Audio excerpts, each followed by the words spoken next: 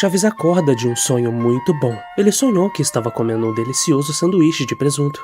Ele se levanta e nota que o Kiko está no outro pátio. Ele está com 2 sanduíches de presunto nas mãos. Chaves pensa em pedir ao Kiko, porém ele já sabe a resposta.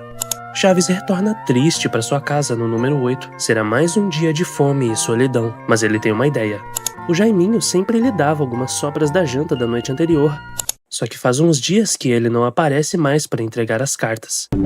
Entrando na casa dele, Chaves o encontra na cama sem vida. Jaiminho faleceu de velhice.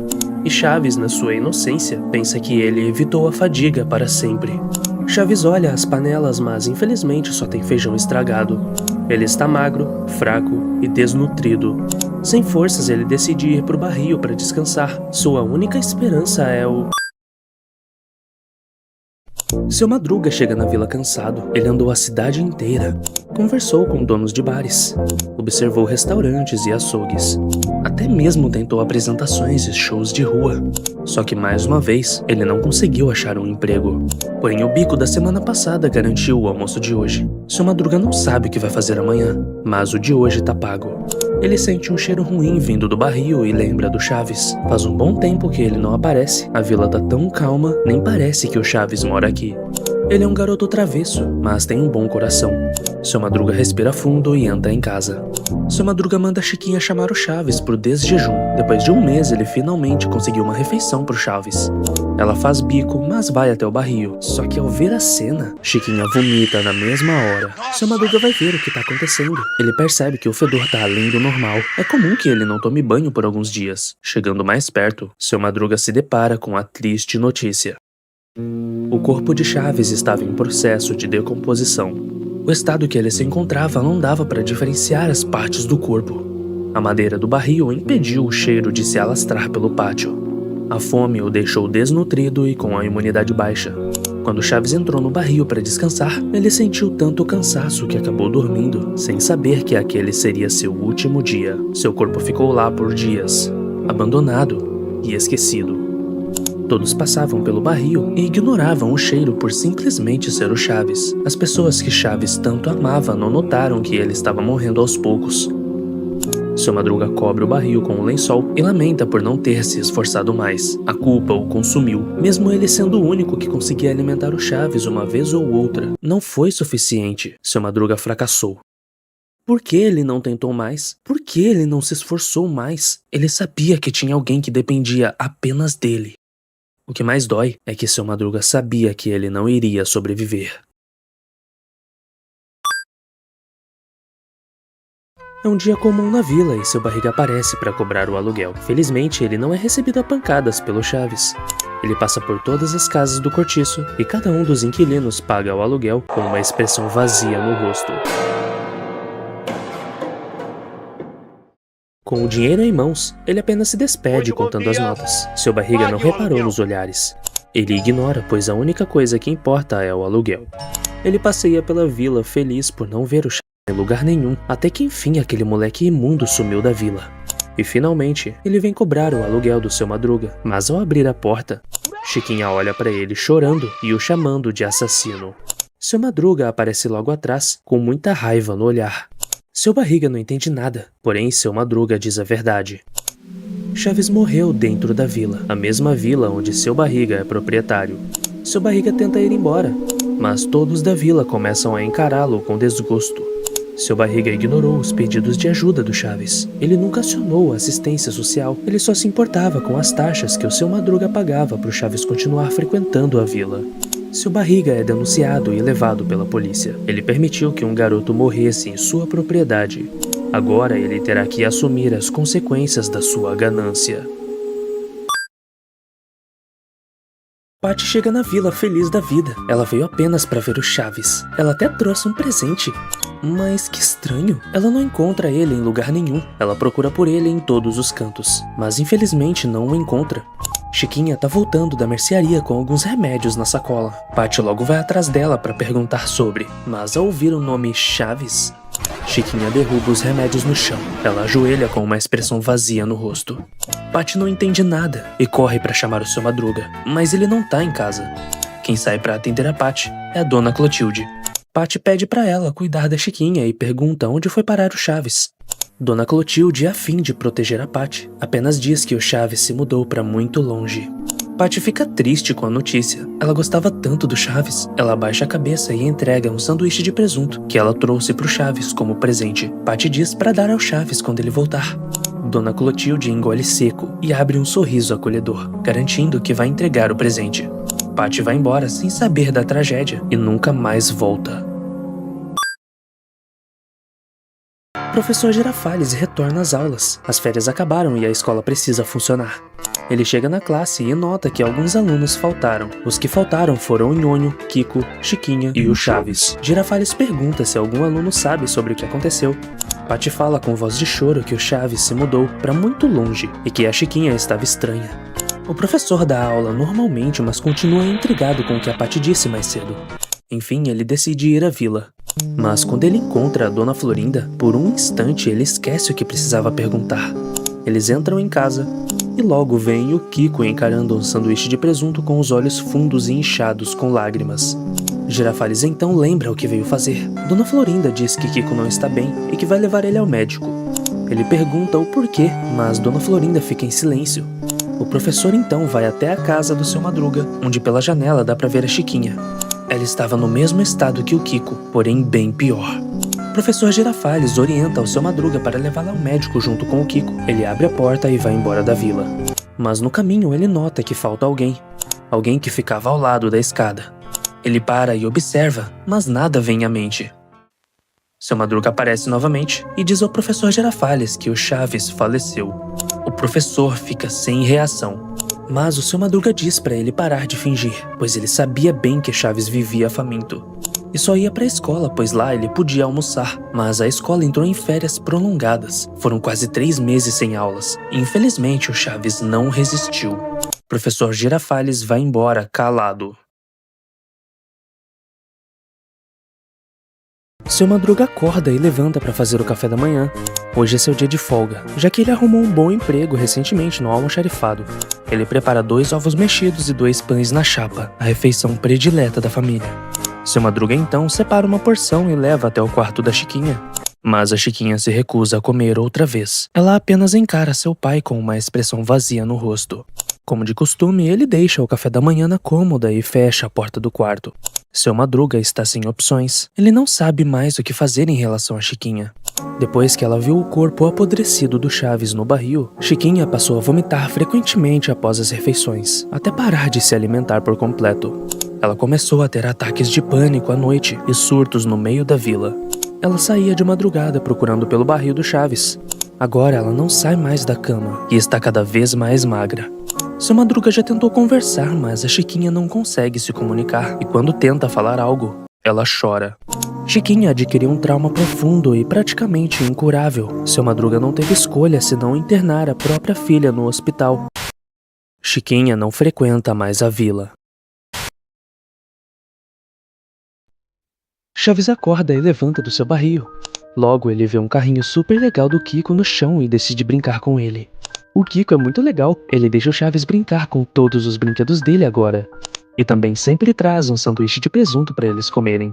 Seu Madruga e a Chiquinha sempre convidam o Chaves para o desjejum. Agora que Seu Madruga tem um ótimo emprego e não paga mais aluguel. A Dona Clotilde paga o aluguel da casa número 8 onde Chaves mora. Ela não liga mais que o Chaves a chame de bruxa do 71. Seu Barriga sempre traz peças de roupa novinhas pro Chaves usar. E o professor Girafales o admira por ser o melhor aluno da sala. Todos na vila só querem o bem do Chaves. Todos amam o Chaves. Todos vivem apenas pelo Chaves. É o que Chaves criou na sua mente para suportar o vazio. Depois que Chaves morreu de fome, ele foi parar no limbo. Agora ele não sente mais fome, apenas dor. E para suportar a dor, ele criou a versão perfeita e idealizada de cada um da vila dentro do Void. Chaves não percebe mais que os dias se repetem de forma infinitamente constante, pois ele se distrai com a vida falsa e perfeita criada pela sua mentalidade infantil. Chaves não percebeu que já está morto faz anos. A vila tá tranquila e ensolarada. Kiko pega sua bola quadrada e sai para brincar. Ele observa ao redor e nota que Chaves está procurando coisas no chão, e toda vez que Chaves encontra algo, ele põe na boca chorando. Kiko fica confuso e encara o Chaves por alguns instantes. Chaves não percebe sua presença, não importa o que o Kiko faça. Então Kiko volta para casa, para logo depois sair com um sanduíche de presunto deliciosíssimo. O cheiro exala por todo o pátio. Assim que Chaves vê o sanduíche, ele olha pro Kiko na mesma hora. Kiko chega perto de Chaves e dá o sanduíche para ele. Chaves sorri alegremente, se debulhando em lágrimas.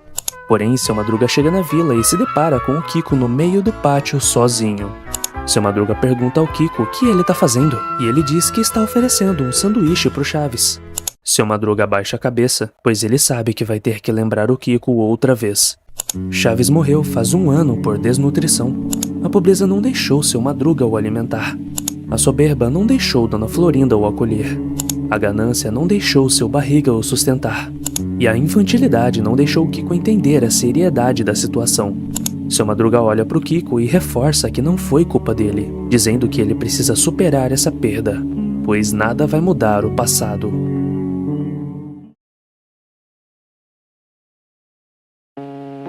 A vila tá sem vida. Nenhuma criança brinca no pátio depois daquilo. Os inquilinos vivem dentro de suas casas e evitam ao máximo aquele local. Dona Clotilde observa o Seu Madruga. Ele se culpa por tudo o que aconteceu, e ela não aguenta mais ver isso acontecer. Dona Clotilde chama o Seu Madruga e a Dona Florinda para tomar um café. E assim, ela os avisa que o ritual começou. Como assim? Dona Florinda fica desesperada e o Seu Madruga fica inquieto. A última coisa que eles esperavam era que o boato sobre ela ser uma bruxa fosse verdade. Clotilde diz para darem as mãos e não soltarem de forma alguma, senão os espíritos zombeteiros vão... Ela então chama pelo Chaves para tentar contato, e inacreditavelmente, ele aparece. Com os olhos escuros e com sua imagem desbotada. Dona Clotilde olha para o Seu Madruga e dá a ele a chance de se despedir. Com os olhos cheios de lágrimas, Seu Madruga diz tudo o que sentia. Ele diz que o amava como seu próprio filho, que se pudesse ele o adotaria, mas a situação no qual ele se encontrava infelizmente não permitia. Por lei, Seu Madruga teria que ter idoneidade moral e financeira, o que ele não tinha. Seu Madruga chora e se culpa por ter deixado seu precioso garoto morrer dessa forma. Chaves abre um sorriso no rosto e diz que nada daquilo foi culpa dele. Chaves diz que sempre amou todos da vila igualmente. Ele observa a vila todos os dias, ele cuida de todos, mesmo que ninguém o perceba. Chaves viveu no Void sofrendo por muitos anos, já que o tempo lá é diferente do tempo daqui. Esse tempo o fez amadurecer espiritualmente, e acrescenta que todas as orações que Seu Madruga fez para ele foram ouvidas. E com esse ritual, Chaves pôde finalmente descansar e ser feliz. Ele desaparece finalmente e todos soltam as mãos. Seu Madruga agradece a Dona Clotilde por ter feito o que fez. Já a Dona Florinda não acreditou no que viu. Ela saiu de lá traumatizada. Dona Florinda chega na vila. Foi um dia péssimo no restaurante. Na entrada do pátio, ela se depara com algumas crianças novas da vila. Mas quando elas veem a Dona Florinda, chamam ela de bruxa do 14, já que a Dona Clotilde se mudou, mas era de se esperar. Já que Dona Florinda parou de se cuidar, ela tá sempre fumando e se tornou a pessoa mais rabugenta da vila. Tudo isso porque seu filho foi o único que não se recuperou da morte de Chaves. A culpa assombrou Kiko até sua adolescência. Dona Florinda sentia muita dor. A dor de ver o filho tendo paranoias. A dor de ver o filho entrando em depressão. A dor de encontrar seu filho no quarto, sem vida. Tudo isso foi demais. Dona Florinda passou noites solitárias tomando o café gelado que ela fazia esperando que o professor Girafales viesse.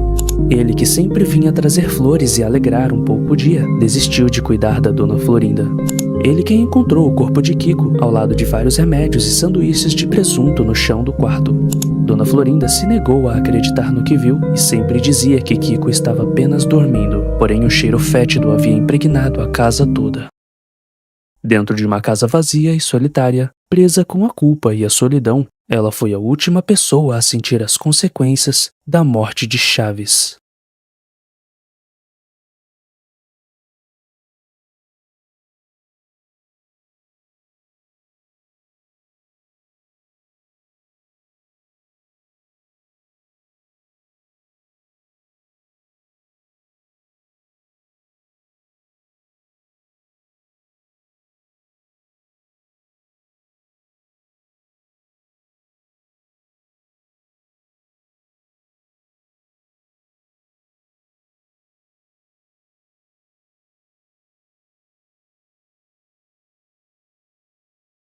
E este foi o Analog Horror do Chaves. Eu sei que a teoria do Chaves estar morto já é antiga. Também sei que muitos acham que na verdade todos estão mortos e a vila é um purgatório, onde cada personagem paga pelos pecados de uma vida anterior. Mas eu quis trazer uma perspectiva de como as coisas seriam caso o Chaves morresse de fato. Não focando na morte dele em si, mas sim em como os personagens reagiriam a essa situação. Enfim, espero que tenham gostado do vídeo. Se quiserem continuar vendo os vídeos curtos, vocês podem me seguir no Instagram e podem entrar em nosso Discord na descrição. E pra não te deixar na mão, tenho mais esses dois vídeos que estão aparecendo aí na sua tela. Tem o da direita que é muito bom e o da esquerda que é bem legal também. Muito obrigado e até o próximo vídeo.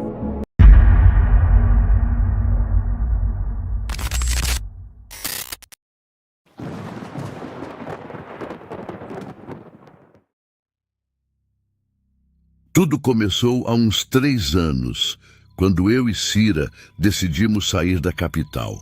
A gente morava num apartamento pequeno, barulho o dia todo, trânsito, aquela vida que muita gente conhece. Eu trabalho com TI, posso fazer quase tudo de casa. E ela é artesã, então a mudança para um lugar mais calmo era um plano antigo. Depois de muita procura, achamos um sítio pequeno, coisa de uns 2 alqueires, numa cidadezinha do interior chamada apenas de O Distrito. Ficava a uns 40 quilômetros da cidade maior mais próxima. O preço era bom, a casa principal era antiga, mas bem conservada, e o terreno era exatamente o que a gente queria. Um pouco de pasto, uma área de mata nos fundos e um pomar descuidado. Quando fomos fechar o negócio, o antigo dono, um senhor já bem idoso que estava se mudando para perto dos filhos, nos apresentou ao caseiro. O nome dele era Nilo. Ele devia ter uns 70 e poucos anos, talvez mais. Era um homem baixo, muito magro, de pele queimada de sol e com umas mãos que pareciam feitas de raiz de árvore. Ele morava numa casinha simples, mas arrumada, perto do portão de entrada do sítio. O antigo dono nos disse que Nilo já estava ali há mais de 30 anos. Ele conhecia cada palmo daquelas terras, cada árvore, cada bicho.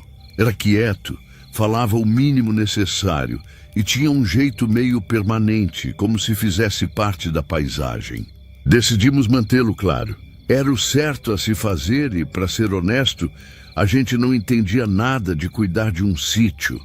Nos primeiros meses, nossa rotina e a de Nilo corriam em paralelo. A gente acordava com o barulho do galo dele, via ele sair com as ferramentas para cuidar da cerca ou do pomar, e no fim da tarde ele voltava para a casinha dele. Ele não era de muita conversa. Dava bom dia, boa tarde, e só falava mais se a gente perguntasse alguma coisa específica sobre a propriedade. Seu Nilo, aquela bomba d'água faz um barulho estranho, é normal? E ele respondia, sempre fez. E era isso. Ele tinha umas manias, uns hábitos que nunca mudavam.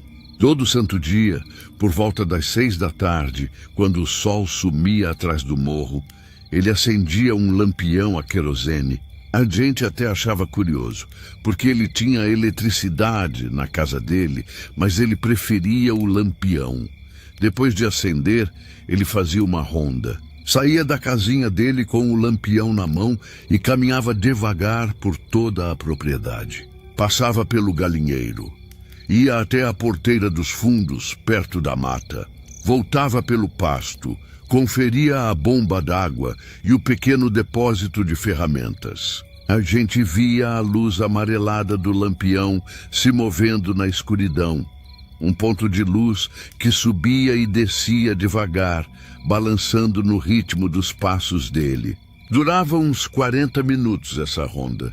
Depois, a luz voltava para a casinha dele e se apagava. Era como um relógio. A gente sabia que o dia tinha acabado quando a ronda do seu Nilo terminava. A gente se acostumou com aquilo. E luzinha amarela passeando no escuro era parte da nossa noite. Trazia uma sensação de que tudo estava em ordem. Passou 1 ano e meio assim. A gente já estava totalmente adaptado à vida no sítio. Eu trabalhava no meu escritório. Cira no ateliê dela e Nilo cuidava de tudo do lado de fora. Um dia, numa terça-feira, a gente achou estranho não ver ele pela manhã. O galo cantou, o sol subiu e nada. Fui até a casinha dele, chamei e ninguém respondeu. A porta estava só encostada. Entrei e encontrei ele na cama. Parecia que estava dormindo. Tinha falecido durante a noite. O médico da cidade vizinha veio, atestou a morte por causas naturais, coisa da idade.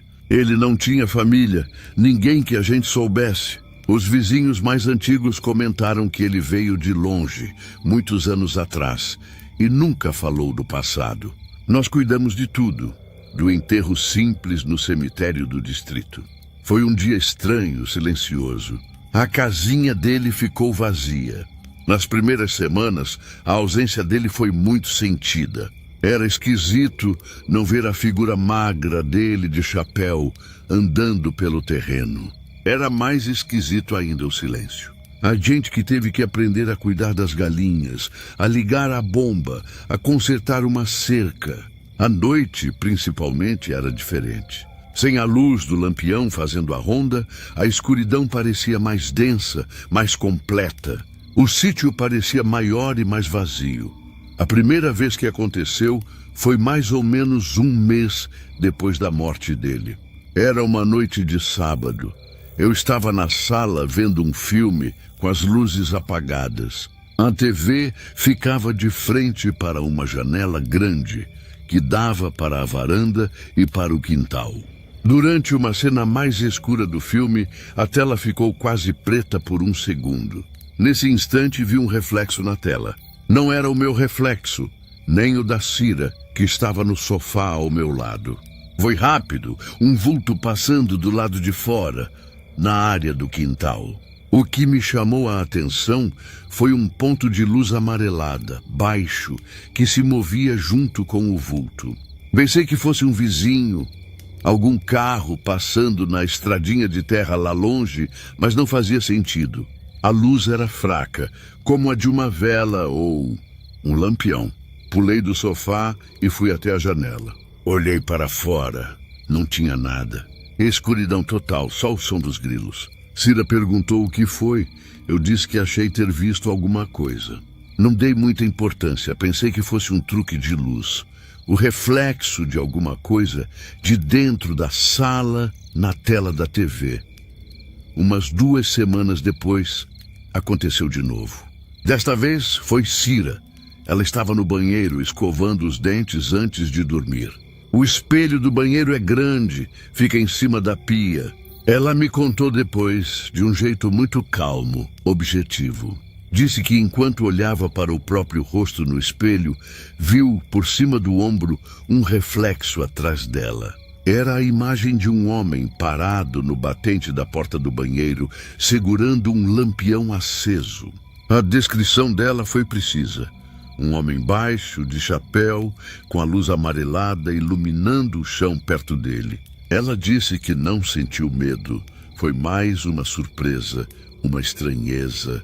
Instintivamente ela se virou. Não tinha ninguém na porta. O corredor estava vazio e escuro. Ela voltou a olhar para o espelho e o reflexo também não estava mais lá. Ela veio para o quarto e me contou. A voz dela era firme, não tinha choro nem histeria. Ela só estava relatando um fato. Laerte, eu vi uma coisa no espelho. Parecia o seu Nilo. Quando ela falou, eu senti um frio na barriga, porque a descrição batia com o que eu tinha visto refletido na tela da TV. A figura de um homem e a luz amarelada. Contei para ela o meu incidente. Ficamos um tempo em silêncio processando. Não tentamos buscar explicações, nem falamos em fantasma ou coisa do tipo. A gente só constatou que nós dois vimos algo parecido, em momentos diferentes. Decidimos não comentar mais sobre isso, deixar para lá. Talvez fosse o estresse, a saudade, a nossa cabeça nos pregando peças. Mas não parou. Os eventos começaram a ficar mais frequentes e sempre da mesma forma, através de reflexos. Eu estava na cozinha, de noite, lavando um copo. A janela da pia, durante a noite, vira um espelho escuro. Eu vi claramente o reflexo dele passando lá atrás, no quintal.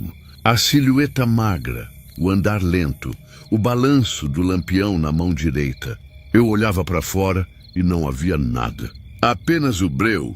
Cira o viu no reflexo do micro-ondas desligado. Estava preparando um chá e viu a imagem dele passar atrás dela, cruzando a cozinha. Ela se virou e a cozinha estava vazia. Nunca era uma aparição direta.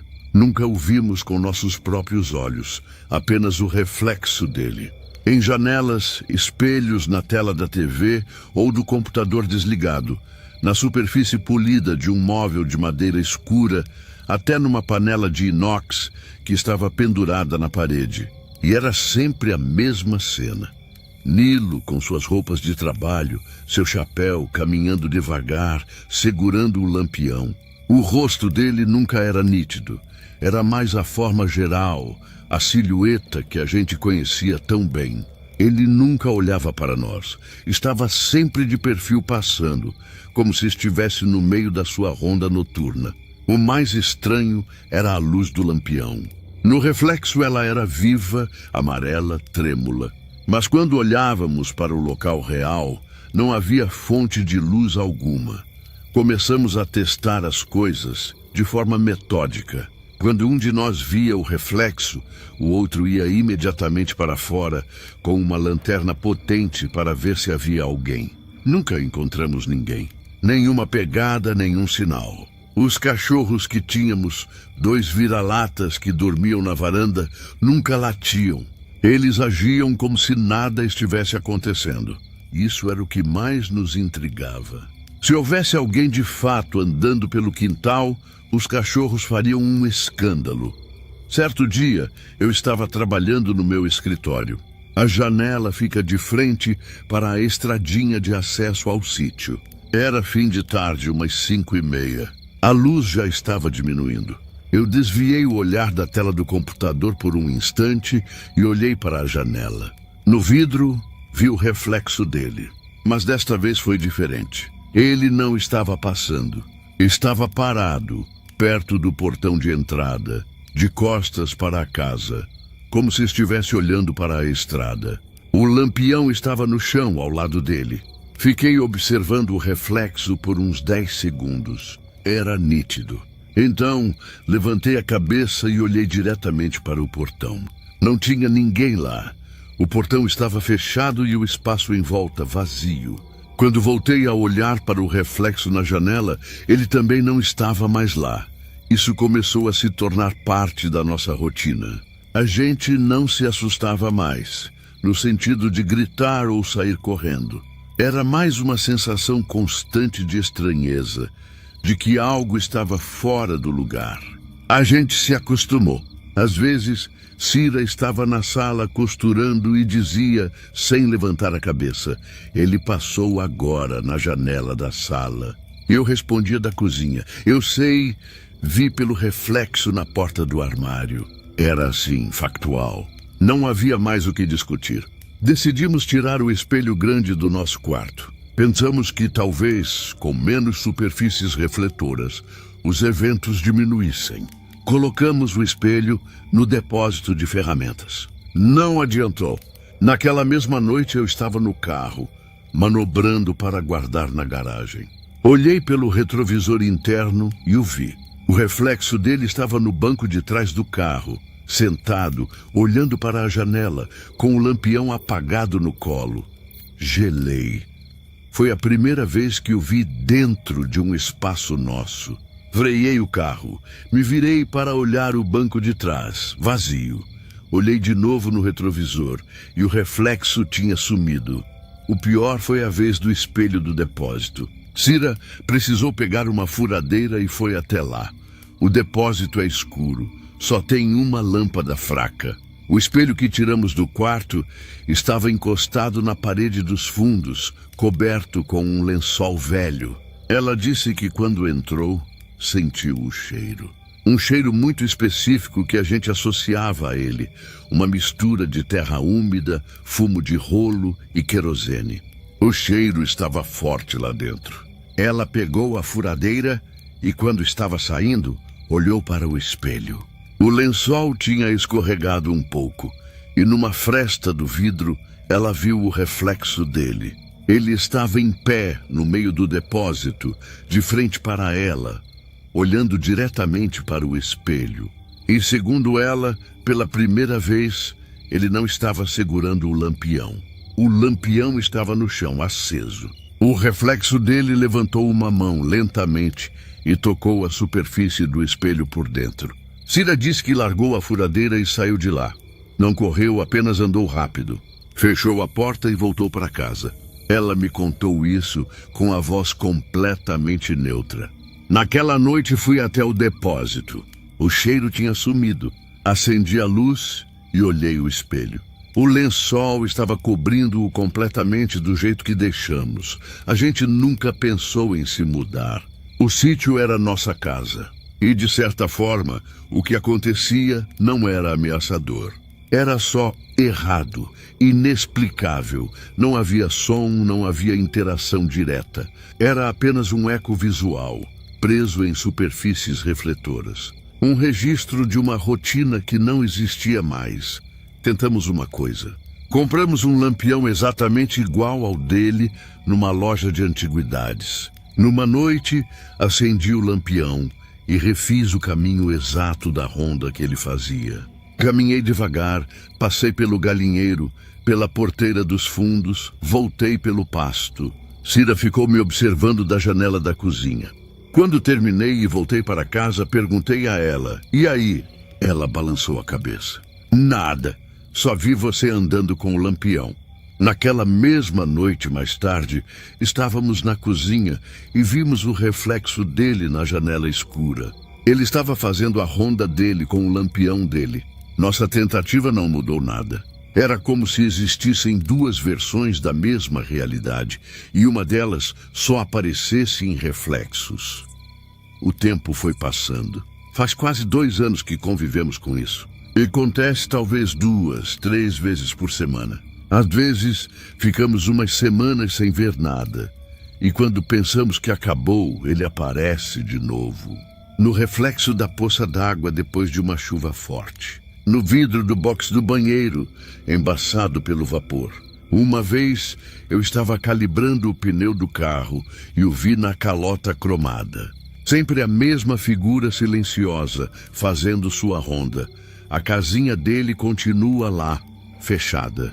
De vez em quando eu vou lá, abro as janelas para arejar. As coisas dele ainda estão lá dentro. A cama arrumada, as poucas roupas no armário, as ferramentas encostadas na parede. O lampião dele não está lá. A gente nunca encontrou o lampião original. Procuramos em tudo depois que ele morreu. Na casa, no depósito, em toda a propriedade. Ele simplesmente não estava em lugar nenhum.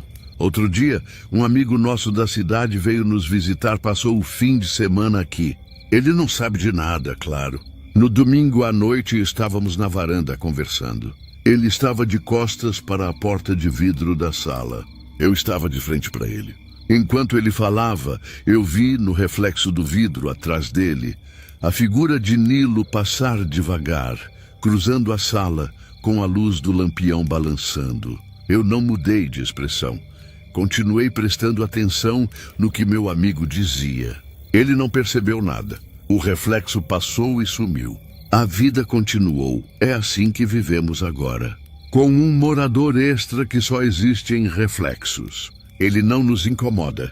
Nós não o incomodamos. Ele faz a ronda dele e nós vivemos a nossa vida. A gente só evita olhar por muito tempo para superfícies espelhadas durante a noite. Não por medo, mas por um tipo de respeito, talvez. Ou só porque, depois de um tempo, você se cansa de constatar o impossível. Ele está lá, a gente sabe. E é só isso, um fato. O caseiro ainda cuida do sítio. Ou pelo menos o reflexo dele.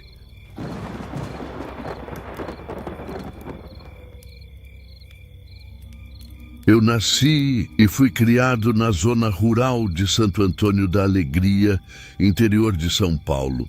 Minha família tem uma fazenda de café lá, coisa que veio do meu bisavô. Não é uma propriedade grande, mas sempre deu para viver. A nossa terra faz divisa com outra fazenda, que também era de uma família antiga da região. A divisa entre as duas propriedades é marcada por um riacho pequeno, que na época de seca fica bem baixo, mas que na cheia corre com força. Cortando esse riacho existe uma ponte. Não é uma ponte oficial do município. Foi construída pelos nossos avós lá para os anos 60.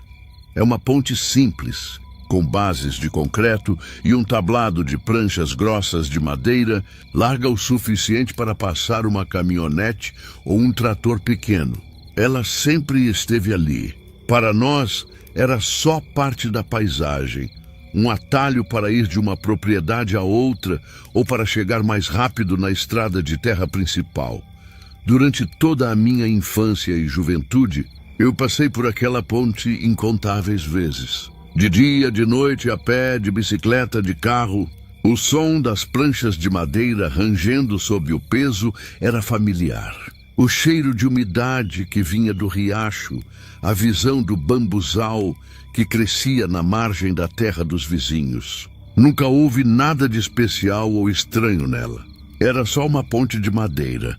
O dono da fazenda vizinha era um senhor chamado Inácio.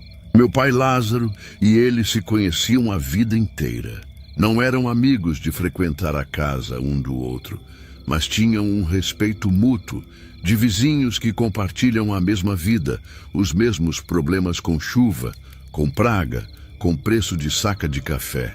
Eram homens de pouca conversa, ambos na casa dos seus 70 e tantos anos. A rotina deles era praticamente a mesma: acordar antes do sol, cuidar da lavoura, consertar o que precisava ser consertado e, no fim do dia, sentar na varanda. Há cerca de 10 anos, essa rotina começou a mudar. Meu pai adoeceu. Foi um processo rápido, um câncer agressivo. Em menos de 6 meses, ele se foi.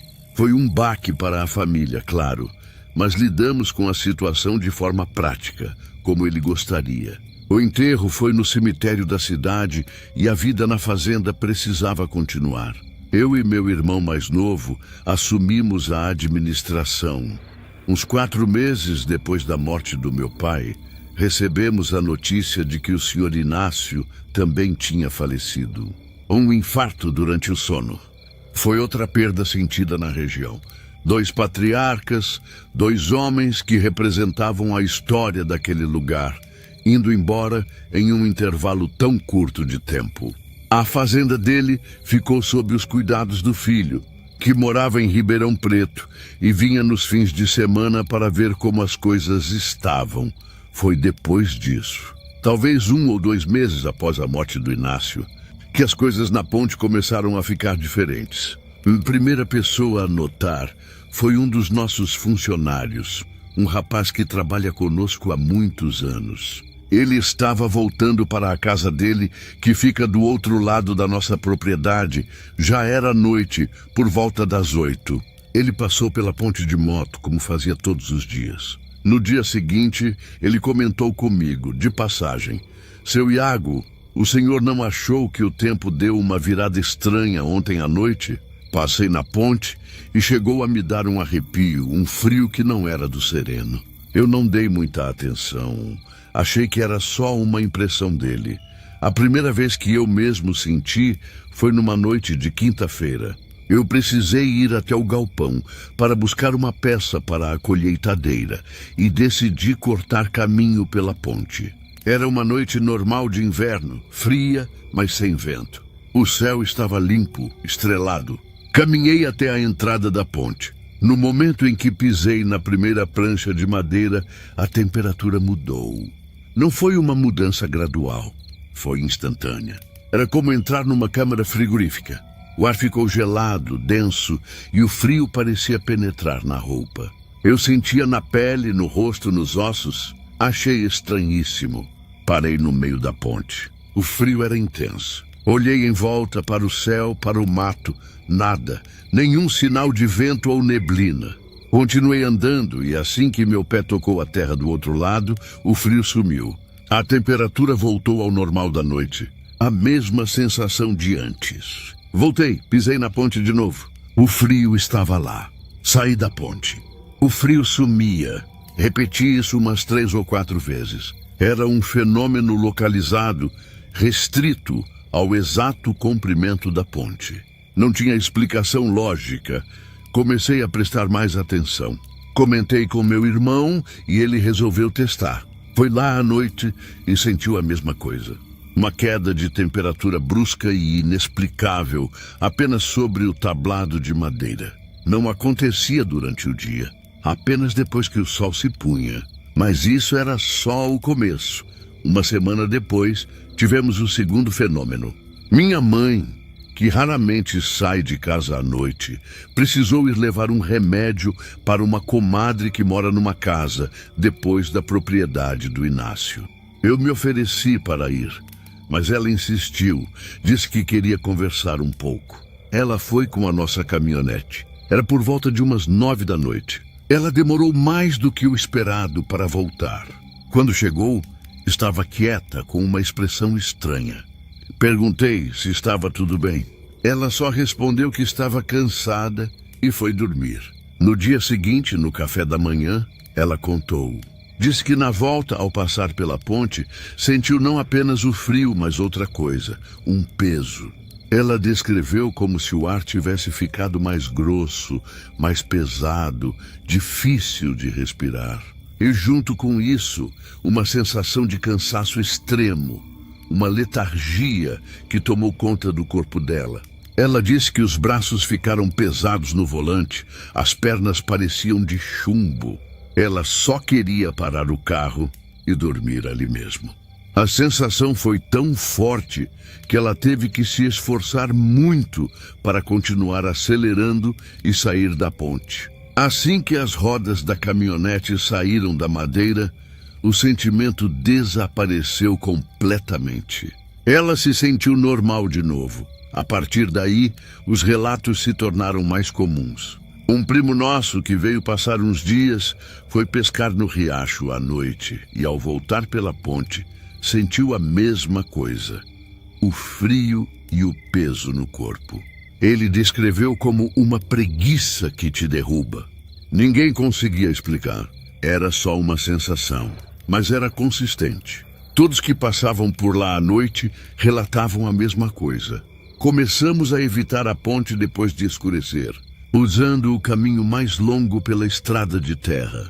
O evento que me fez perceber que era algo mais sério aconteceu comigo. Uns 2 meses depois do relato da minha mãe, era época de colheita. Estávamos trabalhando até tarde. Deu um problema num dos tratores. E eu precisei ir à cidade comprar uma peça. Voltei e já passava das 3 da manhã. Eu estava cansado. Só queria chegar em casa e dormir. O caminho mais curto era pela ponte. Eu já sabia das sensações, mas estava de carro, achei que não seria nada demais. A noite estava escura, sem lua. Liguei o farol alto. Conforme me aproximei, vi a silhueta da ponte de madeira. Respirei fundo e acelerei um pouco para passar rápido. Assim que o carro entrou na ponte, o frio veio, mesmo com os vidros fechados. Senti o ar dentro do carro ficar gelado. E o peso, a letargia que minha mãe descreveu, veio com tudo. Meus olhos pesaram, meu corpo afundou no banco. Mas então, algo novo aconteceu. Uma confusão mental. De repente, eu não tinha certeza para onde estava indo. Eu olhava para a frente, para a estrada de terra que levava à sede da fazenda, um caminho que eu fiz a vida inteira, e ele pareceu estranho, desconhecido. Por um instante, tive a sensação de que estava perdido. Minha mente ficou em branco.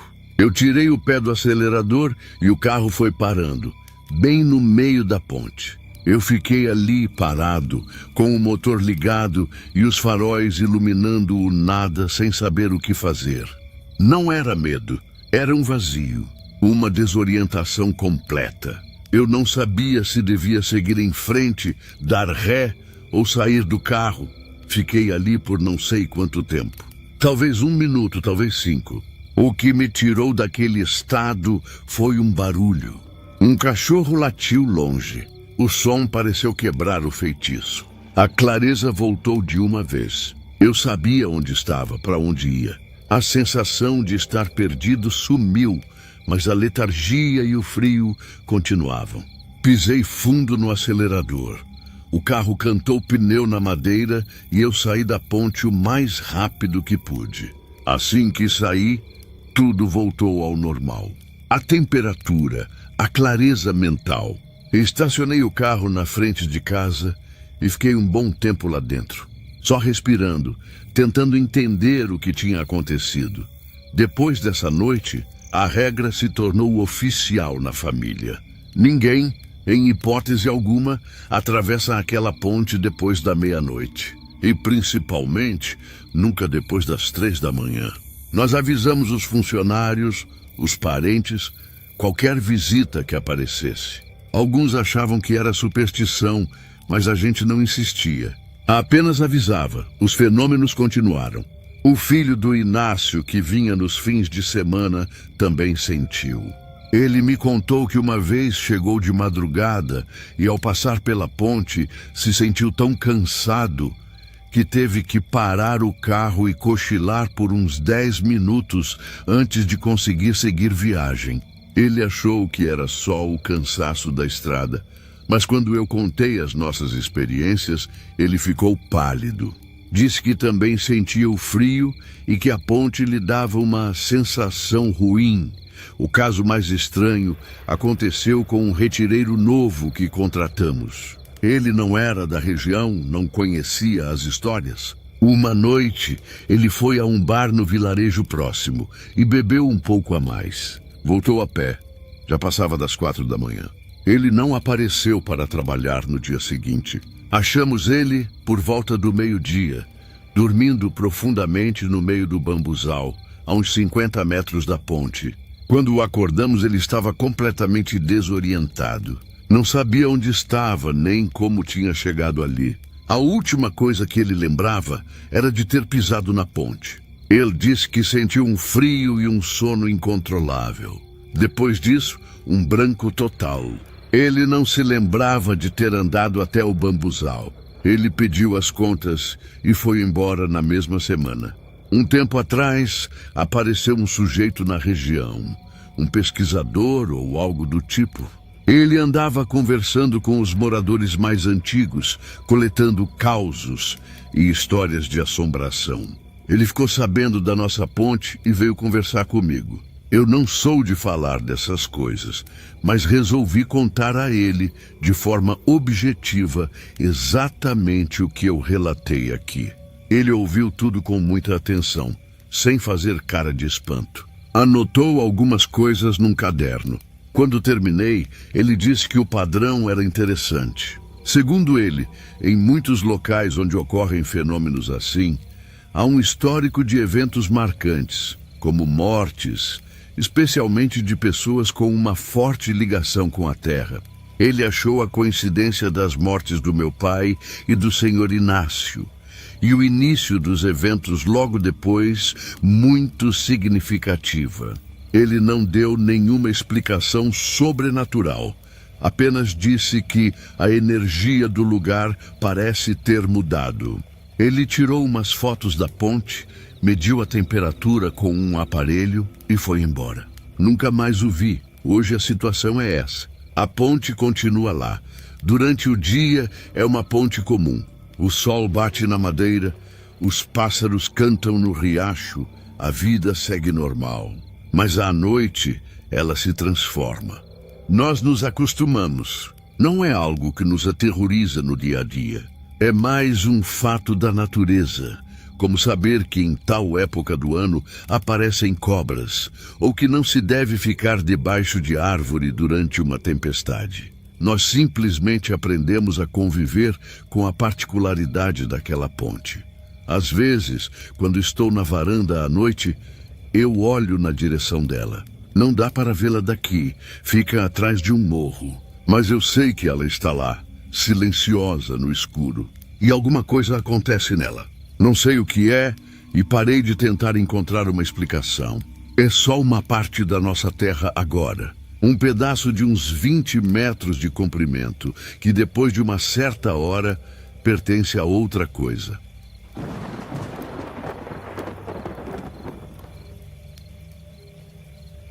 Tudo começou há pouco mais de um ano, quando me mudei para esta casa. Herdei o terreno do meu avô, uma área pequena, com uma casa simples e um campo de milho ao lado. Fica no interior, num distrito pequeno chamado Vargem Fria. Não é exatamente isolado.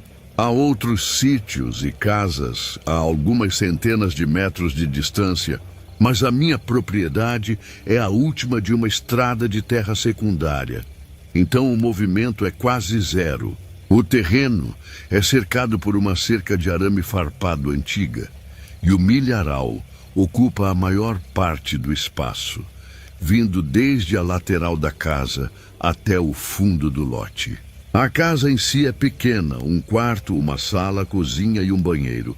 As janelas do quarto e da cozinha dão direto para o milharal. Quando cheguei, a ideia era reformar o lugar aos poucos e ter um refúgio do barulho da cidade.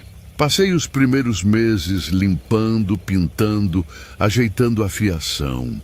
O trabalho era pesado e eu dormia como uma pedra. O silêncio da noite era total, quebrado apenas pelo som dos grilos e do vento. Eu me sentia em paz. O problema começou numas 3 ou 4 semanas depois da mudança.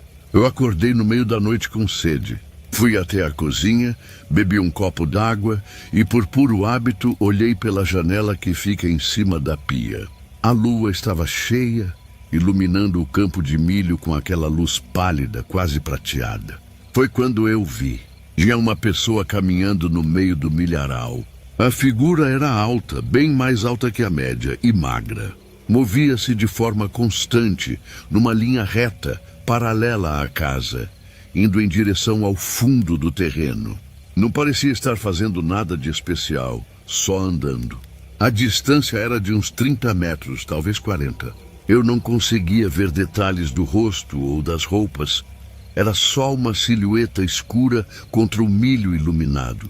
Minha primeira reação foi de alerta, claro. Pensei que fosse um invasor, alguém tentando roubar as espigas, embora o milho ainda estivesse verde. Apaguei a luz da cozinha e continuei observando da escuridão. A figura continuou andando no mesmo ritmo, sem olhar para os lados, até sumir de vista no limite do campo, lá no fundo. Fiquei ali, parado por uns 10 minutos, esperando, mas não vi mais nada. Tranquei a porta dos fundos, que eu às vezes deixava só encostada. Verifiquei as janelas e voltei para a cama. Não consegui dormir direito e fiquei pensando quem poderia ser. Um vizinho? Um andarilho? Não fazia muito sentido caminhar ali no meio do milho às 3 da manhã. Na noite seguinte eu acordei de novo. Não sei se foi o meu subconsciente, mas quando olhei no relógio eram 3:07. Levantei e fui direto para a janela da cozinha. E lá estava, a mesma figura alta e magra, no mesmo lugar de antes, começando a mesma caminhada. O mesmo ritmo, a mesma direção. Dessa vez prestei mais atenção. O som. Eu conseguia ouvir o barulho dos passos. Não era alto, mas era nítido no silêncio da madrugada. Um som seco de galhos e folhas secas sendo pisados, ritmado. Um passo, depois outro. O som acompanhava perfeitamente o movimento da silhueta. Aquilo me deixou mais intrigado do que assustado. A repetição, a precisão do horário. Era como se a pessoa estivesse cumprindo uma tarefa. Novamente, observei até a figura desaparecer no fundo do terreno. Na manhã seguinte, depois do café, eu saí e fui até o milharal. Procurei por pegadas, por qualquer sinal de que alguém tinha andado por ali. Encontrei alguns galhos quebrados e o chão um pouco remexido, mas era um campo de milho, o vento e os animais pequenos poderiam ter feito aquilo. Não havia um caminho claro, nenhuma trilha que indicasse uma passagem frequente. Isso se repetiu por mais 2 noites. Eu acordava por volta das 3, ia para a janela e via a mesma cena.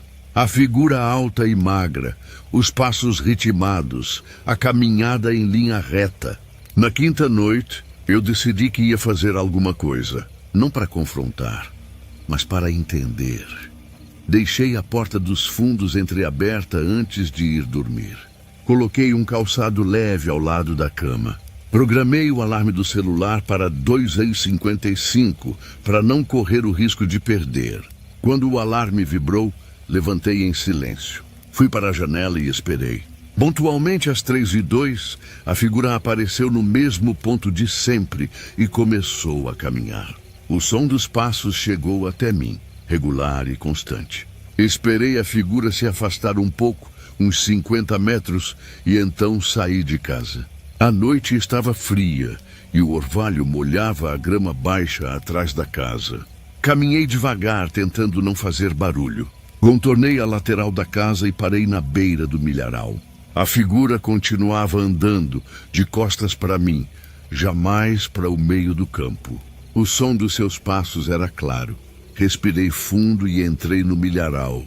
Os pés de milho eram altos, passavam da minha cabeça. As folhas secas roçavam no meu rosto e nos meus braços. Dei uns 5 ou 6 passos para dentro, seguindo na direção da figura. Foi nesse exato momento que aconteceu a primeira coisa realmente estranha. O barulho dos passos da figura parou. Simplesmente cessou. De um segundo para o outro, o único som era o do meu próprio movimento e da minha respiração. Eu parei também, imóvel. Fiquei em silêncio absoluto, apenas escutando. Nada. O som dos grilos, o vento suave balançando as folhas no topo dos pés de milho, mas nenhum passo. A figura, que estava uns 20 metros à minha frente, eu não conseguia mais ver por causa da densidade do milharal. Mas o som havia sumido. Fiquei ali parado por talvez 1 minuto inteiro, o coração batendo um pouco mais forte. Pensei que a pessoa tinha me ouvido e parado para se esconder. Mas então, a segunda coisa estranha aconteceu. O milharal à minha frente começou a se mexer. As plantas balançavam e se afastavam, como se alguém estivesse passando por elas, abrindo caminho. O movimento seguia a mesma trajetória de antes, em linha reta, se afastando de mim. Mas não havia som algum. Nenhum passo, nenhum ruído de folhas sendo quebradas, nada. Era um movimento visual completamente silencioso. Eu via o caminho sendo aberto no meio do milho, pé após pé, mas era como assistir a um filme sem som. Aquilo me paralisou. Não era o vento. O vento balançava as folhas de cima, de forma mais suave e generalizada. Aquilo era um movimento localizado, sequencial, como uma grande cobra invisível passando por ali. Fiquei olhando sem entender, enquanto o movimento continuava até o fundo do terreno e parava. Esperei mais alguns minutos no mesmo lugar. O silêncio voltou a ser quebrado apenas pelos sons normais da noite. Dei meia volta e saí do milharal. Voltei para casa, tranquei a porta e me sentei na cozinha no escuro. Tentei processar o que tinha acontecido. A ausência de som era o que mais me perturbava. Não fazia sentido. Qualquer coisa que se movesse ali dentro daquele jeito faria barulho. Nas noites seguintes, a rotina continuou. A figura aparecia, eu observava da janela. Eu não tentei mais seguir. O medo não era de ser atacado, mas da própria estranheza da situação, da quebra de uma lei física básica. O som e o movimento deveriam andar juntos. Durante o dia, eu tentava encontrar explicações. Pensei em animais. Um tatu? Uma capivara? Impossível. O movimento era na altura do topo do milho. E a figura que eu via da janela era claramente humanoide e alta. Pensei em algum tipo de brincadeira de mau gosto. Alguém usando varas para mexer o milho à distância. Mas quem faria isso todas as noites, no mesmo horário, com essa precisão? E como fariam o som dos passos parar exatamente quando eu entrava no campo? Conversei com um vizinho, o seu Dimas, um senhor que morava a uns 800 metros dali. Fui até a casa dele com a desculpa de pedir uma ferramenta emprestada. Puxei assunto sobre a região, sobre a segurança. Perguntei se era comum ver gente andando por ali à noite. Ele riu e disse que depois das 9 da noite não se via uma alma, que o pessoal dali dormia cedo e acordava cedo. Comentei de forma vaga que tinha ouvido uns barulhos no milharal. Ele disse que devia ser bicho, cutia, gambá. Não insisti. Ele não acreditaria em mim e eu mesmo mal acreditava. Decidi que precisava de uma prova, de algo objetivo. Comprei uma câmera de segurança simples, dessas que gravam com sensor de movimento e tem visão noturna. Gastei um dinheiro que não podia, mas a necessidade de entender era maior. Instalei a câmera num poste de madeira que ficava nos fundos da casa, apontada para o trajeto exato onde a figura costumava passar. A câmera era conectada por Wi-Fi ao meu notebook. Naquela noite, preparei tudo.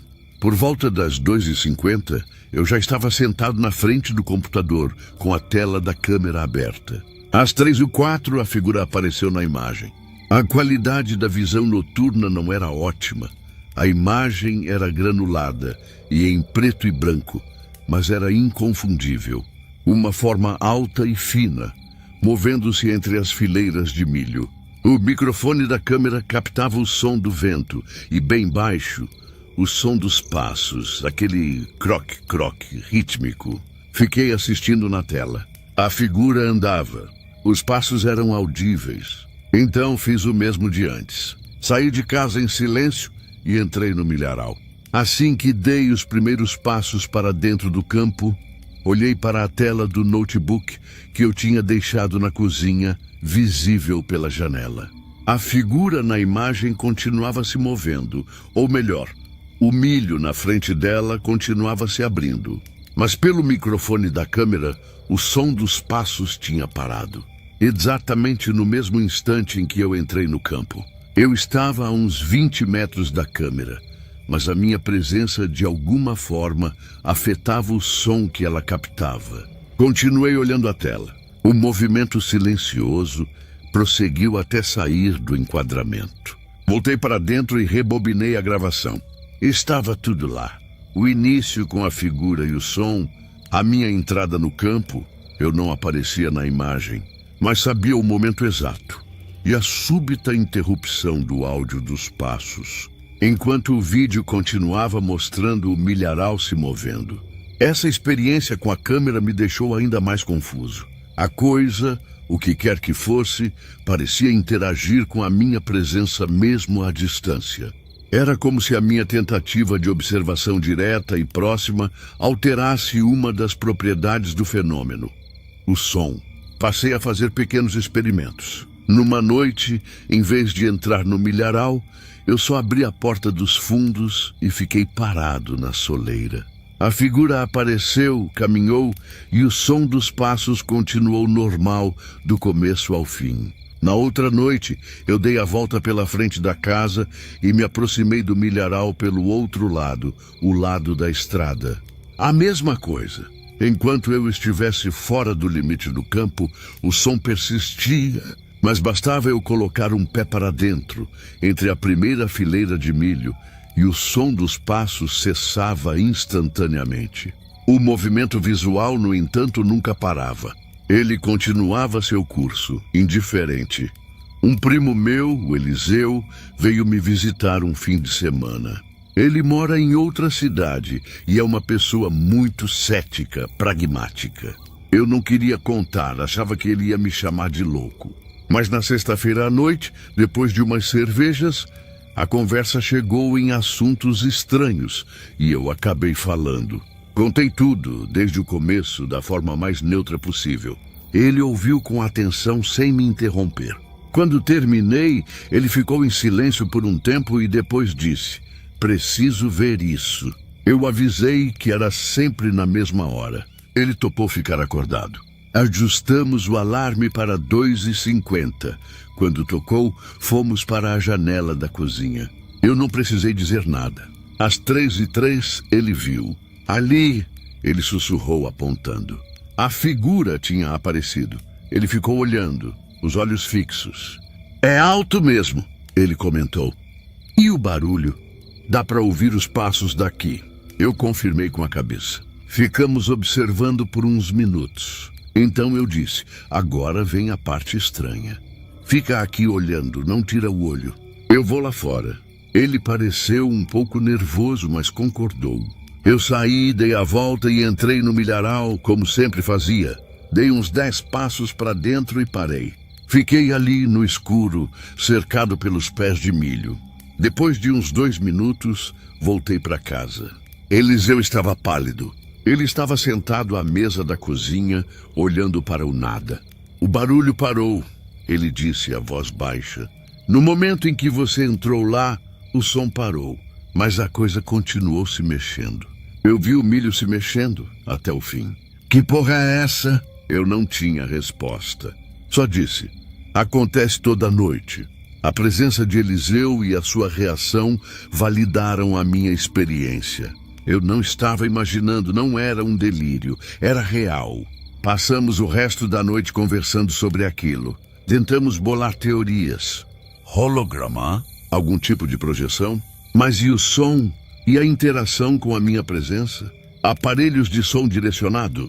Parecia tudo muito complicado, muito tecnológico para um lugar como Vargem Fria. E qual seria o objetivo? Não havia uma explicação lógica que se encaixasse em todos os fatos. No dia seguinte, antes de ir embora, Eliseu me deu um conselho. Não mexe com isso. Deixa quieto. Você olha da janela e só. Não entra mais naquele milharal à noite. Eu concordei. Era o mais sensato a se fazer. E foi o que eu fiz. Passei a ser apenas um espectador. Todas as noites, ou quase todas, eu acordo um pouco antes das 3. É como se meu corpo já tivesse se acostumado.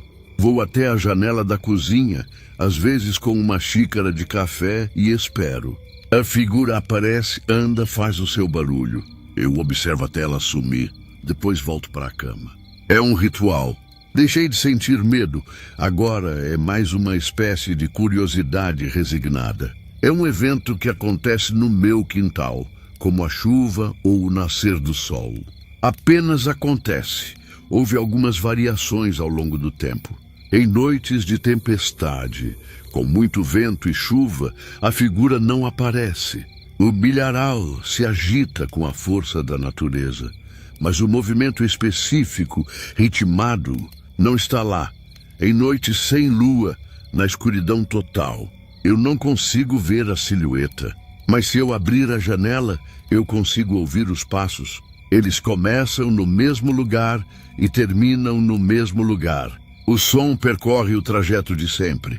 Uma vez, a energia elétrica da região acabou por volta da meia-noite e só voltou de manhã. Naquela escuridão completa, eu agucei os ouvidos. E ouvi. Os passos estavam lá no horário de sempre. A presença da luz artificial ou da luz da lua não parece ser um fator determinante. O milho já foi colhido 2 vezes desde que me mudei. A primeira vez, eu fiquei ansioso. Pensei que sem o milharal, o fenômeno pararia. O campo ficou vazio, só com a terra e os restolhos secos. Por algumas semanas, durante a noite, não vi nem ouvi nada. O silêncio era completo. Senti um alívio estranho, mas também uma espécie de vazio. A rotina bizarra tinha sido quebrada. Mas então, a terra foi arada de novo e um novo plantio foi feito. O milho começou a crescer. Quando atingiu uma altura de mais ou menos 1 metro, o suficiente para criar alguma cobertura visual, a coisa voltou. Primeiro só o som dos passos. Depois, quando as plantas já estavam altas de novo, a silhueta escura retornou. É como se o milharal fosse uma condição necessária, um palco para o evento acontecer. Eu nunca tentei chegar mais perto. Nunca tive a coragem de correr para dentro do campo no momento em que o som para, para tentar alcançar o ponto onde o milho está se mexendo. Parte de mim teme o que eu poderia encontrar, ou pior, o que eu poderia não encontrar. A ideia de chegar lá e ver apenas o milho se partindo sozinho, sem nenhuma causa visível, me parece mais assustadora do que encontrar qualquer criatura. É a inexplicabilidade que perturba. A outra parte de mim segue o conselho de Eliseu. É melhor não interagir. Eu sou um observador, e talvez seja mais seguro continuar assim.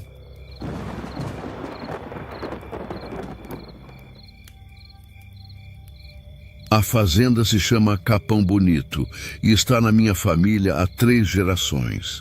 Eu não nasci lá, mas passei todas as minhas férias de infância e adolescência correndo por aquele pasto. Hoje, depois que meu pai faleceu, eu passo mais tempo lá do que na cidade, ajudando a tocar os negócios. É uma fazenda de gado, terra plana que se estende até onde a vista alcança, com algumas áreas de mata mais fechada, os capões que dão nome à propriedade. O som predominante por lá sempre foi o do vento. Por ser uma área muito aberta, o vento corre solto, assobiando no arame farpado da cerca, balançando as folhas dos ipês e das palmeiras de bacuri. É um som constante que faz parte do silêncio. A gente se acostuma a ponto de não notar mais, a não ser que ele pare, o que é raro. Há uns 15 anos, morava na fazenda uma mulher chamada Elira. Ela era esposa de um capataz que meu avô tinha na época. Não era da região, veio de algum lugar do Nordeste, ninguém sabia bem de onde. Era uma mulher muito quieta, magra, de olhar distante. Tinha uns 30 e poucos anos, mas parecia mais velha. Ela não se misturava muito com as outras mulheres dos funcionários. Passava a maior parte do tempo sozinha. Tinha um jeito triste, uma melancolia que parecia grudada nela. Ela tinha o hábito de caminhar. Todo fim de tarde, quando o sol começava a baixar e o calor diminuía, ela saía da casinha dela e andava sem rumo pela fazenda. Mas com o tempo, a gente notou que ela seguia sempre os mesmos trajetos. Um deles era pela beira do córrego do Sapo, que corta uma parte da propriedade. O outro era em direção a um capão de mato mais denso, onde tem uma figueira muito grande e antiga, com as raízes expostas para fora da terra. Ela ficava horas nesses lugares, às vezes sentada debaixo da figueira, outras vezes só parada, olhando o movimento da água no córrego. Ninguém a incomodava. Era o jeito dela. A história dela teve um fim trágico. Numa manhã de segunda-feira, o marido a encontrou. Ela tinha se enforcado em um dos galhos mais baixos da figueira grande. Foi um choque para todo mundo na fazenda. Ninguém esperava, embora todos soubessem da tristeza dela.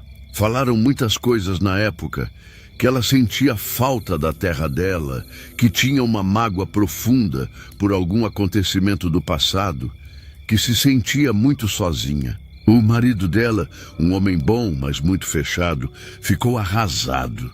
Pouco tempo depois do enterro, ele pediu as contas e foi embora. Nunca mais tivemos notícias dele. A vida na fazenda continuou como sempre continua.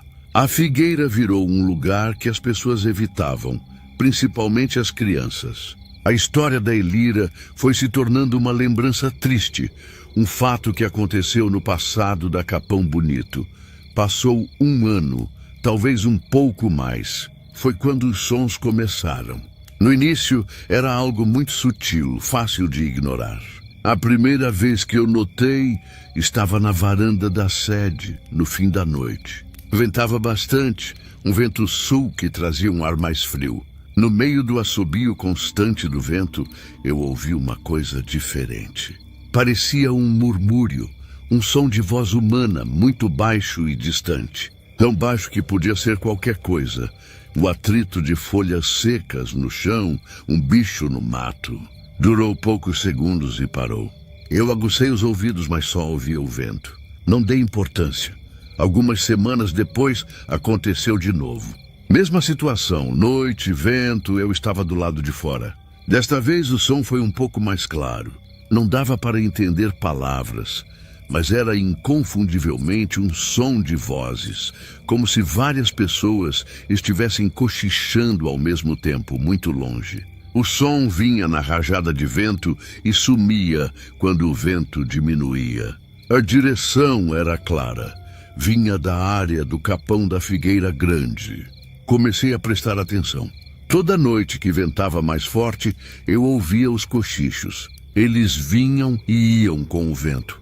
Comentei com um dos peões mais antigos da fazenda, o Agenor, um homem que está lá desde o tempo do meu avô. Perguntei se ele já tinha reparado num som estranho no vento à noite. Ele me olhou de um jeito sério e só respondeu: tem noite que o vento traz conversa fiada. Ele não quis se estender no assunto, mas eu entendi que ele também ouvia. Com o tempo, o fenômeno sonoro se tornou mais complexo. Além dos cochichos, um outro som começou a aparecer, principalmente nas noites de tempo virado, quando o vento sudoeste sopra sem parar por horas. Era um som diferente, não parecia conversa. Era um lamento baixo e comprido, como o choro de uma mulher ouvido através de uma parede grossa. Um som de tristeza pura, sem palavras, só a melodia da lamentação. Esse som também era carregado pelo vento e, como os cochichos, parecia vir das áreas onde a Elira costumava andar. Ora da direção do córrego, ora da direção da figueira. O mais desconcertante é que não era um som fixo. Ele se movia. Numa rajada de vento, o lamento parecia vir da esquerda, perto do córrego. Na rajada seguinte, parecia estar mais para a direita, na direção do capão. Era como se a fonte do som estivesse andando por lá, na escuridão, seguindo os velhos caminhos dela. Isso não era algo que a gente inventou. Outras pessoas começaram a relatar. Um primo meu, que veio da cidade para caçar, passou uma noite em claro. Disse que não conseguiu dormir por causa do choro de mulher que não parava lá fora. Ele estava assustado. Um veterinário que veio vacinar o gado e precisou pernoitar na fazenda perguntou no dia seguinte, de forma casual, se tínhamos vizinhos barulhentos, porque ele ouviu uma discussão ou uma reza alta durante boa parte da noite. Decidimos fazer um teste, eu e o Agenor. Numa noite de lua cheia, em que o vento estava forte e os sons, tanto os cochichos quanto os lamentos, estavam bem nítidos, resolvemos caminhar na direção deles. Saímos da sede e fomos em direção ao capão da figueira, de onde o som parecia vir mais forte. Levamos lanternas potentes. Enquanto caminhávamos, com o vento batendo no rosto, podíamos ouvir os sons claramente. Era uma mistura de murmúrios e daquela queixa longa e triste. Aconteceu uma coisa que eu não sei explicar. Conforme nos aproximávamos da fonte aparente do som, ele ia diminuindo. Quando estávamos a uns 100 metros da figueira, os sons já eram bem mais baixos. Quando finalmente chegamos debaixo da árvore, no local exato de onde o som parecia emanar quando visto da sede, havia silêncio. Apenas o som normal do vento passando pelos galhos e folhas. Nada de cochichos, nada de lamentos. Ficamos ali parados por mais de meia hora. Ligamos e desligamos as lanternas. Não havia nada, nenhum animal, nenhuma pessoa. Começamos a voltar para a sede. E assim que nos afastamos uns 50 metros da figueira, começamos a ouvir de novo. Os sons estavam atrás de nós, vindo do lugar onde tínhamos acabado de estar. Paramos e olhamos para trás. O som continuava. Voltamos para a figueira. Silêncio. É como se o fenômeno só pudesse ser percebido à distância. A fonte do som não é física. Ela não está em um lugar. O som só existe no trajeto entre aquele ponto e quem o escuta. Repetimos isso mais 2 vezes naquela noite, indo e vindo, e o resultado foi sempre o mesmo. Foi a noite em que eu entendi que não havia uma explicação lógica para aquilo. A experiência mais direta que eu tive foi durante uma tempestade de verão. Eu estava no campo, verificando uma cerca que o gado tinha arrebentado, e o tempo virou muito rápido. Nuvens pretas cobriram o céu em minutos, e um temporal desabou, com vento e chuva muito fortes. O barracão de sal mineral mais próximo estava a mais de 1 quilômetro, mas eu estava perto do córrego do Sapo. Corri para me abrigar debaixo de um conjunto de ingazeiros que formam uma copa densa na beira do barranco. Fiquei ali, encolhido, enquanto o mundo desabava. A ventania era tanta que os galhos grossos das árvores estalavam. E no meio daquele barulho todo eu ouvi. O vento trouxe os sons, mas não como das outras vezes. Pela primeira vez, eles não eram distantes ou abafados. Estavam perto, nítidos, como se a fonte estivesse a poucos metros de mim, do outro lado do córrego. Os cochichos eram palavras soltas, desconexas, em um tom de desespero. E o lamento não era mais só um som. Eram soluços. Soluços claros de um choro compulsivo, de alguém com uma dor que não cabe no peito. Então, no meio de uma rajada de vento particularmente violenta, o som do choro parou e uma voz se formou, clara e audível, acima do barulho da tempestade. Não era um grito, era uma fala. Uma frase curta, dita num tom de súplica e exaustão. A voz disse: "Não tem mais volta, só isso." Dito isso, a ventania pareceu atingir o seu pico e depois, aos poucos, foi diminuindo. Quando a chuva amainou e eu finalmente saí debaixo das árvores, só havia o som da água correndo forte no córrego e o barulho normal do vento passando pelo pasto molhado. Os sons, as vozes tinham desaparecido. Hoje convivemos com isso. Os sons são parte da Capão Bonito. Nas noites sem vento, a fazenda é silenciosa. Nas noites de ventania, ela fala.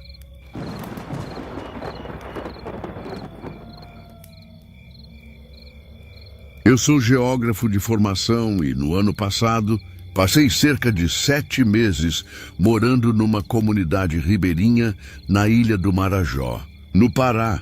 Meu trabalho era parte de um projeto de levantamento de dados para um estudo de impacto ambiental. Então, minha rotina consistia em percorrer a região, mapear o uso do solo, identificar áreas de roça, castanhais e principalmente conversar com os moradores. A comunidade, chamada Santa Rita do Fundo, era pequena. Umas 30 famílias vivendo em casas de madeira suspensas por palafitas ao longo de um igarapé de água escura. Não havia eletricidade constante, apenas um gerador que funcionava por algumas horas à noite. O acesso era feito apenas por barco, a partir de uma cidade maior, a umas 3 horas de viagem. Aluguei um quarto pequeno na casa de um senhor chamado Belmiro, um dos moradores mais antigos. Era um lugar simples, mas era o suficiente. Eu passava a maior parte do dia em campo, caminhando por trilhas e picadas na mata. O trabalho era cansativo, o calor e a umidade eram extremos, mas a região era de uma beleza impressionante. Meu interesse pelo tema que vou relatar começou de forma casual. Parte do meu trabalho era identificar e marcar no mapa locais de importância cultural para a comunidade. Isso incluía cemitérios antigos, ruínas de engenhos e principalmente os tesos, que são elevações de terra artificiais criadas pelos povos indígenas que viveram ali há séculos. Os tesos são sítios arqueológicos riquíssimos, cheios de cerâmica marajoara. A maioria dos moradores respeitava esses lugares, mas também os via com uma certa desconfiança. Eram lugares pesados, como diziam. Foi numa dessas conversas com o seu Belmiro que ouvi a primeira menção. Estávamos sentados na palafita da casa dele no fim da tarde, e eu perguntava sobre um teso específico, mais afastado da comunidade.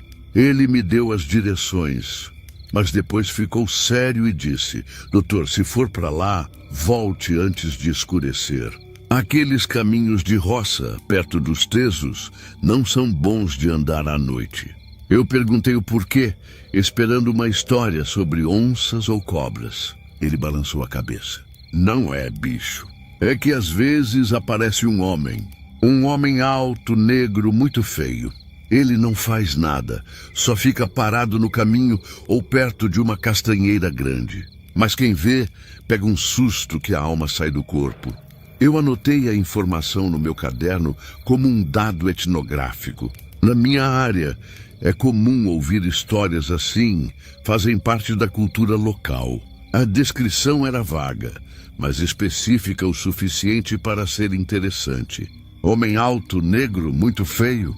Perguntei a outras pessoas da comunidade, de forma sutil, sobre os perigos das trilhas à noite. Algumas desconversavam, outras repetiam a mesma história, quase com as mesmas palavras. Uma senhora, Dona Laís, acrescentou um detalhe. E tem as vozes, ela disse. Às vezes a gente está na roça, já no fim do dia, e escuta chamar. Uma voz que parece de conhecido, mas quando olha, não tem ninguém. Se a pessoa for boba de seguir, se perde na mata. A mata vira o juízo da gente. Eu agradeci e anotei também. Para mim, eram lendas, mecanismos de controle social para evitar que as pessoas, principalmente as crianças, andassem sozinhas em locais perigosos. Uma explicação racional e acadêmica.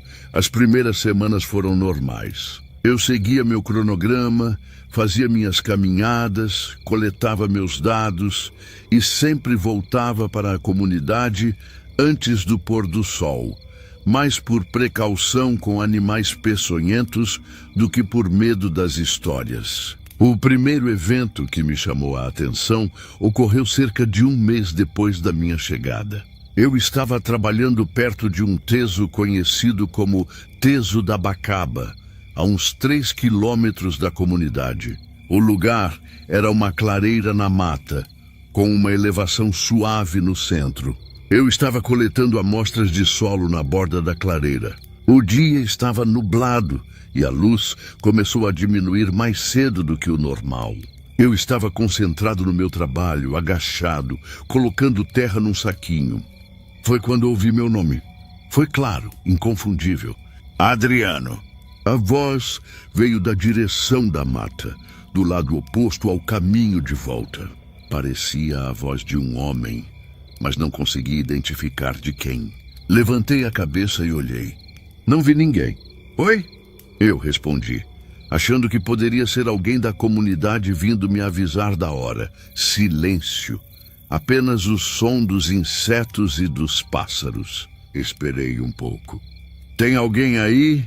Nada. Guardei meu material na mochila, um pouco intrigado. Olhei o relógio. Já passava das 5 da tarde. Decidi voltar. Durante todo o caminho de volta, fiquei com a sensação de estar sendo observado, mas atribuí isso à sugestão causada pela história que ouvi. Cheguei na casa do seu Belmiro e perguntei se ele ou alguém tinha ido me chamar. Ele negou. Ninguém havia saído da comunidade naquela direção. Eu deixei o assunto de lado. O segundo evento foi mais visual. Aconteceu umas 2 semanas depois. Eu estava retornando de uma área de castanhal, seguindo uma trilha bem demarcada que passava ao lado de uma castanheira enorme, uma árvore que devia ter séculos de idade. O sol já estava baixo e a luz criava longas sombras no chão da mata. A uns 50 metros à minha frente, onde a trilha fazia uma curva suave para a esquerda, eu vi uma figura sair de trás do tronco da castanheira e parar no meio do caminho. Era alta, bem mais alta que a média dos homens da região. E escura. Não consegui distinguir roupas ou rosto, a distância e a pouca luz só me permitiam ver uma silhueta. Ele estava completamente imóvel, de frente para mim.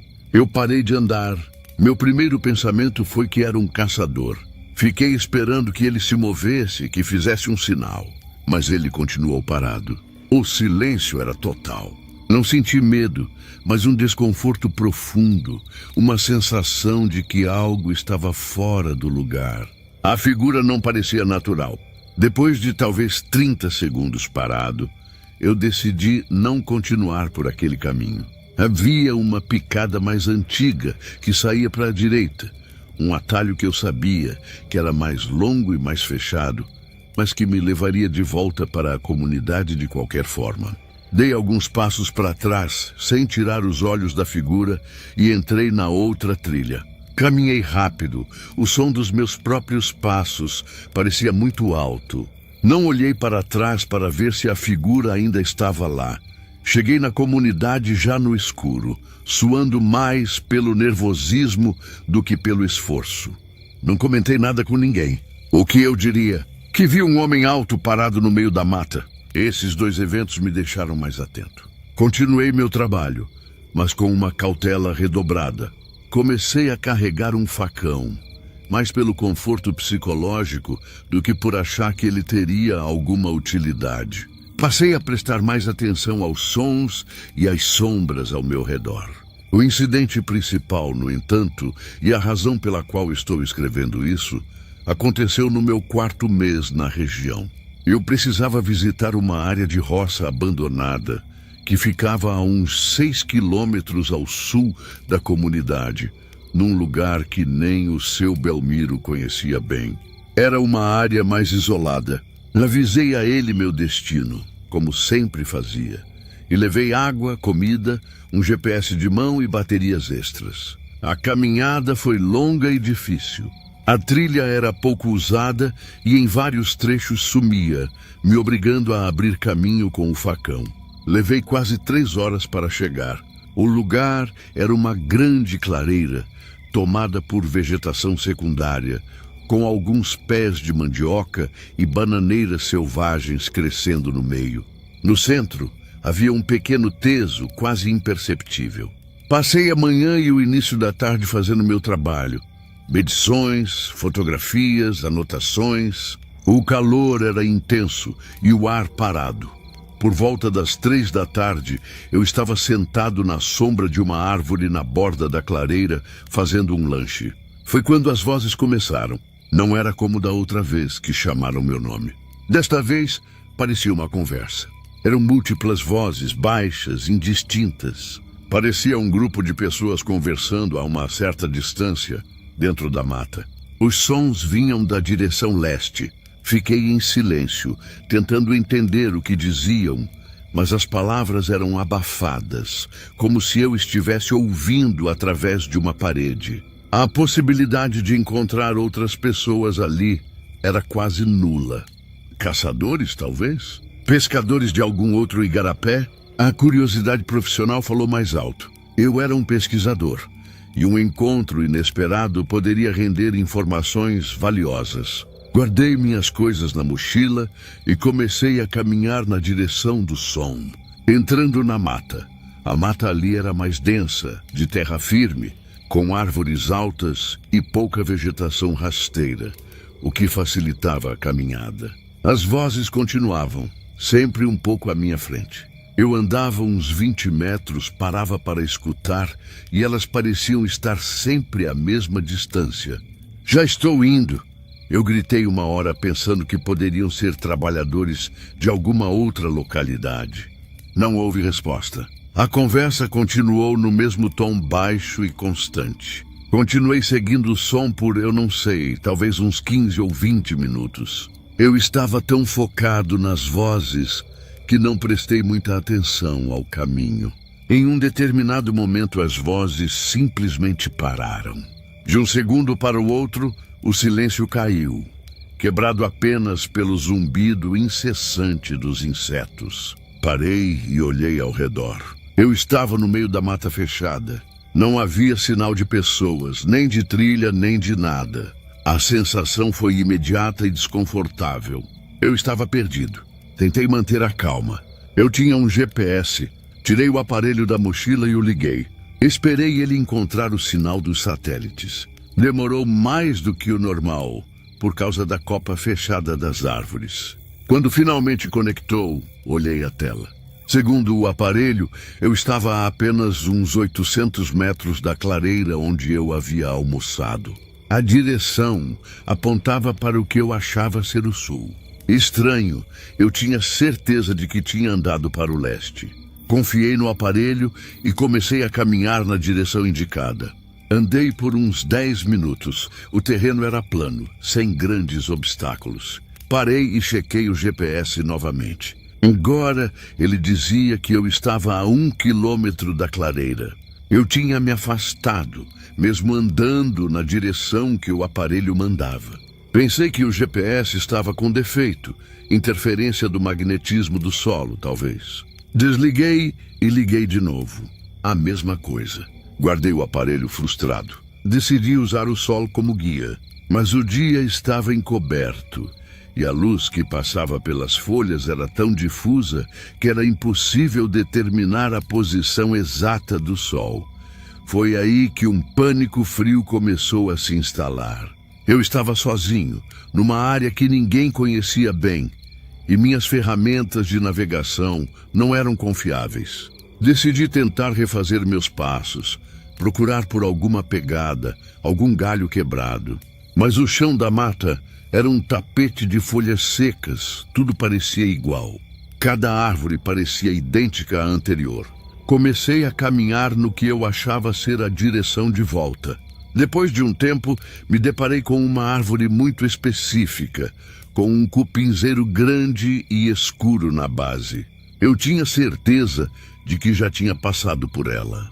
Eu estava andando em círculos. As histórias de Dona Laís vieram à minha mente. A mata vira o juízo da gente. Eu me sentei no chão, respirei fundo e tentei pensar de forma lógica. Eu tinha água, comida para mais um dia, uma lanterna e um facão. Se o pior acontecesse, eu poderia passar a noite ali e tentar de novo pela manhã. Ficar parado era a melhor opção para não gastar energia e não me perder ainda mais. Fiquei sentado por quase 1 hora. O tempo passava devagar. A luz começou a diminuir de verdade. E então as vozes voltaram, desta vez de uma direção diferente, a oeste. E era uma única voz, chamando meu nome de novo. Adriano. Era um chamado longo, quase um lamento. Vem! A voz era baixa, mas clara. Eu fiquei imóvel. Não era mais curiosidade que eu sentia. Era uma sensação de alerta, um instinto me dizendo para não me mover. A voz chamou mais umas 3 ou 4 vezes, sempre do mesmo ponto. E então ouvi passos. O som de galhos secos quebrando, alguém se aproximando. Os passos eram pesados, lentos. Eles vinham da mesma direção da voz. Peguei o facão e me levantei, posicionando minhas costas contra o tronco de uma árvore grande. Fiquei esperando, o coração batendo forte no peito. Os passos chegaram mais perto, talvez a uns 20 metros de onde eu estava, do outro lado de um emaranhado de cipós. E então pararam. Eu não via nada. A vegetação era muito densa. Quem tá aí? Perguntei, a voz saindo mais trêmula do que eu gostaria. Silêncio. Nenhum som humano. Apenas os ruídos normais da mata ao entardecer. Fiquei naquela posição por um longo tempo, talvez meia hora. A escuridão estava chegando rápido, como sempre acontece na floresta. Liguei minha lanterna de cabeça. O facho de luz criava formas estranhas nas árvores e nas folhas. Decidi que não podia passar a noite ali, naquele estado de tensão. Tinha que tentar me mover. Escolhi uma direção a que me parecia mais oposta à da voz e comecei a andar. Caminhava devagar, iluminando o chão à minha frente, atento a qualquer som. Andei por um tempo que não sei precisar. 1 hora, talvez 2. O cansaço era enorme. Parei para beber um pouco de água e foi quando ouvi um som diferente. Não era voz nem passos, era o som de água correndo. Um igarapé. Fui na direção do barulho.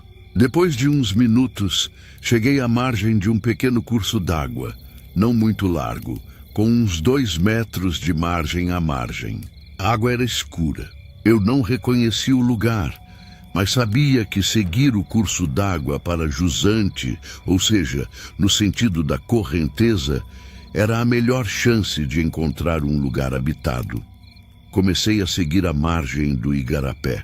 O caminho era difícil, cheio de raízes e lama. Várias vezes tive que entrar na água até os joelhos para contornar obstáculos. Depois de muito tempo, quando eu já estava no limite da exaustão, vi uma luz fraca piscando à distância. Uma luz amarelada, artificial. Acelerei o passo, quase correndo. A luz ficava mais forte. E então eu vi. Era a luz de um candeeiro na janela de uma casa de palafitas. Eu tinha chegado a algum lugar. Aproximei-me e reconheci a casa. Era a última casa da comunidade de Santa Rita, a casa do seu Matias. Eu tinha andado em um semicírculo enorme e saído quase no mesmo ponto de onde parti, mas pelo lado do rio. Eram quase 10 da noite. Quando cheguei na casa do seu Belmiro, ele estava na porta, preocupado. Ele disse que quando deu 6 horas e eu não apareci, ele já tinha ficado com o coração na mão. Contei a ele que me perdi, mas omiti a parte das vozes e dos passos. Apenas disse que o GPS falhou e eu me desorientei. Ele me olhou de um jeito estranho, um olhar que parecia saber mais do que eu estava contando.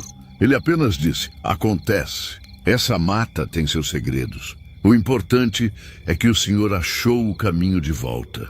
Passei os últimos meses do meu trabalho lá, mas nunca mais voltei àquela área ao sul. Terminei meu levantamento me concentrando nas áreas mais próximas da comunidade. Algumas vezes, no fim do dia, eu ainda ouvia um chamado distante. Ouvia um vulto de relance no meio das árvores, mas aprendi a ignorar.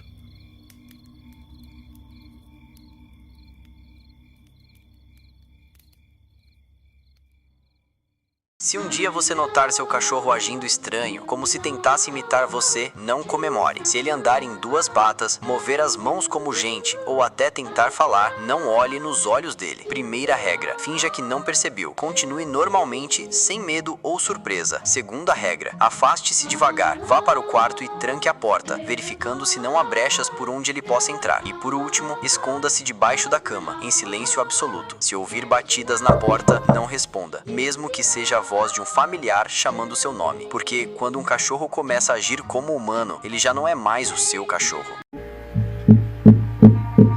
1, 2, não olhe pra trás. 3, 4, correr não adianta mais. 5, 6, chegou sua vez. 7, 8, 9, 10, ele vai puxar seus pés.